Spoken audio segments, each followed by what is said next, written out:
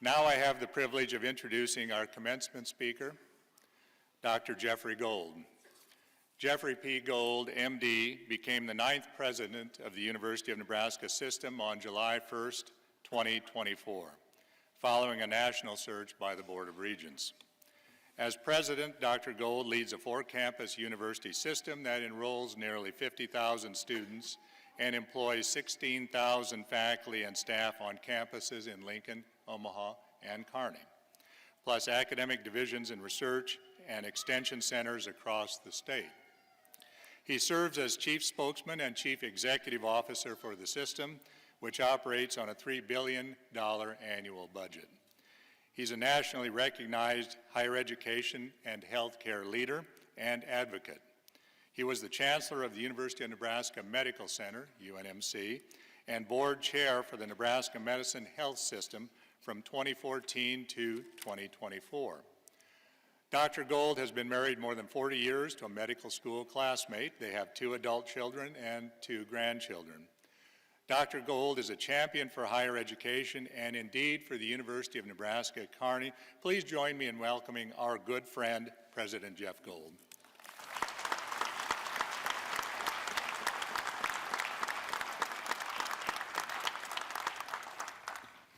Well, thank you for those very kind words, Chancellor Bisek. The best part of that introduction are the grandkids, but that's a subject for a different audience today.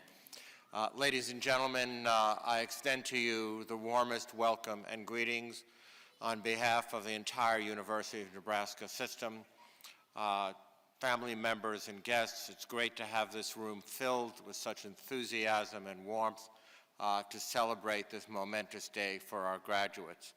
Members of the platform party, particularly members of the Board of Regents, thank you so much for being here. It's an honor to be with you today.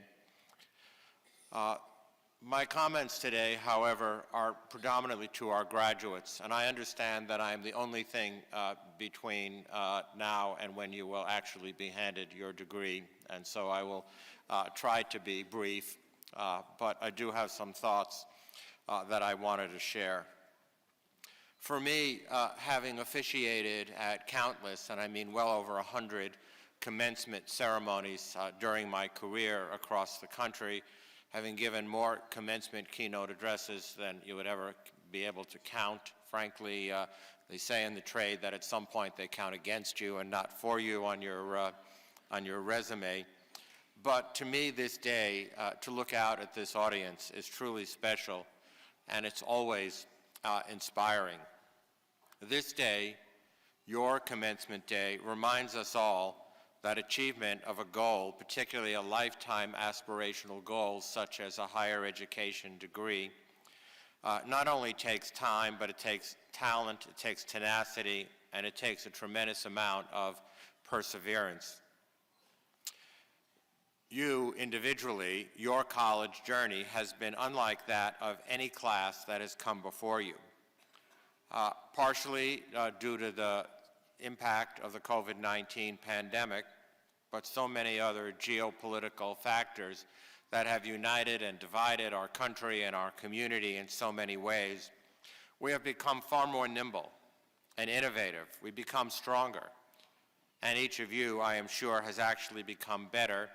You've become better learners, but that will serve you well for the flexibility that you will need during the remainder of your lifetime journey. You have had access to tools, new opportunities, and ways of thinking that simply did not exist before previous generations of university students. And as you embark on this next phase of your life, I hope that will take with you and continue to hone the ability to innovate, the ability to adapt and adopt to new opportunities, to see beyond that which might be immediately in front of you in the future. As President Abraham Lincoln is quoted of saying that the only way to truly see the future is to create it. Innovation, which is what your real job is moving forward, is not just about invention. It's about reimagination. It's about looking at your community, your field of knowledge, your expertise, and even to look in the mirror at your own life and your family and ask, what could this become? This ability to envision future potential is a skill that you've learned, practiced, and honed here at the University of Nebraska at Kearney. Whether it's in the classroom, on the playing field, in your internships and your projects, you have learned to think critically, to adopt, to push boundaries, and always ask, what if? And that innovation never happens in isolation. It's nurtured by the community that supports you. Many of you come from communities across Nebraska. Others come far beyond, from across the nation, and indeed around the world.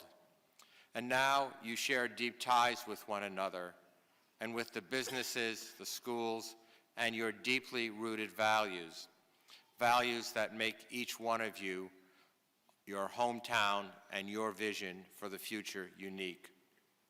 As graduates of this great university system, as graduates of the University of Kearney, you're now part of another and a new community, one that is made up of a vast network of people who care deeply about you, care about your success. The strength of this community lies in its shared vision, its collective commitment to excellence, to growth, and its ability to continually lift each other up. There are so many examples of this that I could cite, but one that is now current here in this community represents the public-private partnership that the unicameral legislature, the office of the governor, the private philanthropic community got together and said that we need to do something about the future of healthcare access, quality, affordability in rural Nebraska. And we're going to do it right here in Kearney, Nebraska. And magically, all of those forces came together, because in Nebraska, that's what we do. We work together, we build partnerships, and we have a vision for the future that is constructive and creative, and by the way, we let no obstacles stand in our way. I recommend to each of you that you never underestimate the potential of these types of connections, and indeed the connections that you have built here with your colleagues, with your classmates, with your friends, with your faculty and the staff as you move forward. And through it all, there's a tightly woven pursuit of the extraordinary. The path to the extraordinary is not about perfection. It is about intention. It's about showing up fully, doing your best, and striving to leave every space better than you found it. It's built through large and small, consistent actions, fueled by purpose and guided by a profound desire to contribute meaningfully. During your time here at UNK, I know that each and every one of you has encountered individual members of our faculty and staff, coaches and mentors, as well as countless fellow students who have embodied these values and have inspired you. I commend you to remember them and to always, always thank them. And if you ever wonder about what you can do as a newly minted graduate, I'll tell you a little story. It goes back to my history. As you may know, I am a somewhat recovered children's heart surgeon, spent 25 years in my life in the operating room fixing little babies' hearts. However, there came a day that one of those kids was struggling in the operating room, and it looked like we were not going to be able to get that child out of the operating room in a reasonable condition that would produce a long-term, let alone even a short-term quality survival. And while we tried and tried and tried and struggled, and I, frankly, as the responsible surgeon, was about to leave the operating theater to tell these young parents that I didn't think that their child was going to make it. And I was really sorry that we've done everything that we could. We're going to continue to try. However, there was a student, a junior medical student, who was part of the surgical team, who had been with us for over 8 hours on that particular day, who said, you know, I once read that if you did such and such, if you could do something that has done only in large adult patients, but do it differently, and let me tell you how I thought about doing it. it might make a difference. We thought about it. It was a pretty desperate situation, as you might have imagined. And so we actually did what this medical student recommended. And lo and behold, it worked. And lo and behold, this baby made it out of the operating room. And lo and behold, this baby grew up. And lo and behold, that family sends me postcards and pictures of their child and of that child's children on the anniversary of their surgery every year. But more importantly than that, and obviously one life is critically important, that technique has now become the absolute standard technique for every neonate in the country. All because a student, medical student in this case, had the courage to stand up and say to a full professor and a team of experienced people, you know, maybe we can do it differently.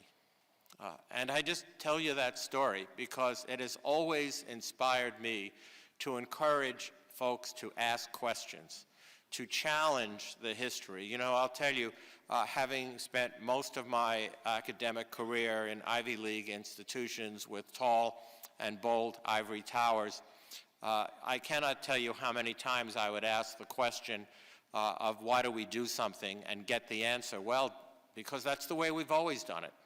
That is not a good answer to that question. When you get that answer, keep probing. Across our University of Nebraska system, as I said earlier, we are on an odyssey to the extraordinary.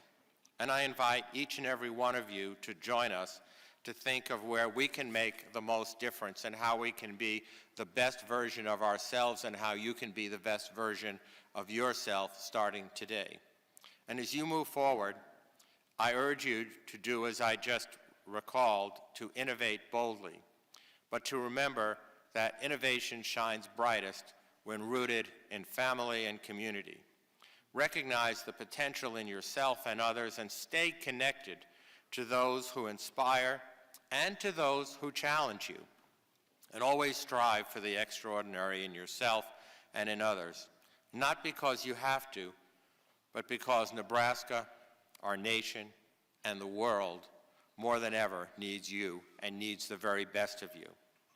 So graduates, my favorite part of every commencement, other than saying thank you and stepping off the podium, is to get to look out and see the true joy on all of your faces, to bestow your new degrees, and to have the unique opportunity to congratulate you on your achievement.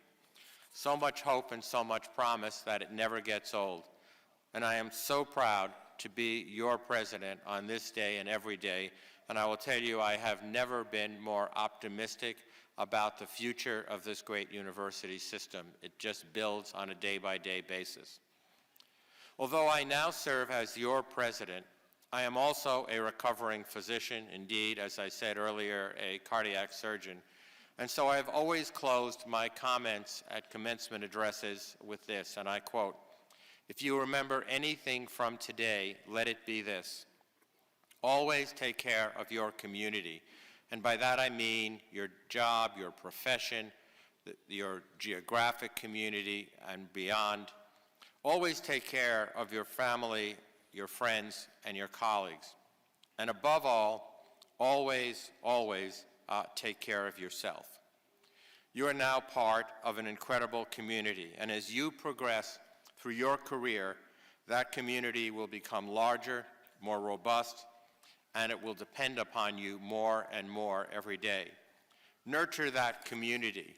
Give back to it. You will always get more in return than you can ever imagine.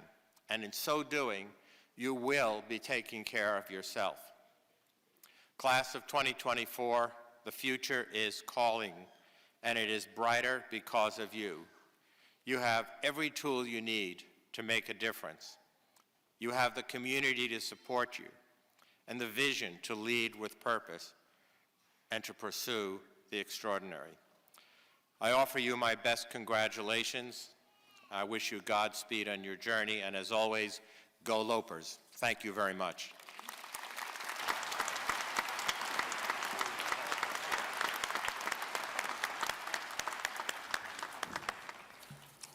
President Gold, On behalf of our graduates and the entire UNK community, we thank you.